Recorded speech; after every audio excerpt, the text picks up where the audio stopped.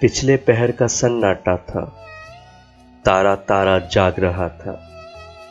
पत्थर की दीवार से लगकर आईना तुझे देख रहा था। बालों में थी रात की रानी, माथे पर था दिन का राजा। एक रुखसार पर जुल्फ घिरी थी, एक रुखसार पे चांद खेला था। ठोड़ी के जगमग शीशे में होंठों का साया पड़ता था। चंदर किरण सी उंगली उंगली, नाखुन नाखुन हीरा था। तेरे आगे शमा धरी थी, शमा के आगे एक साया था।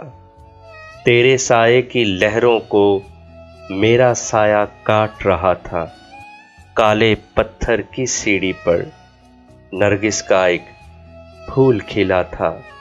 पिछले पहर का सन्नाटा था, तारा तारा जाग रहा था।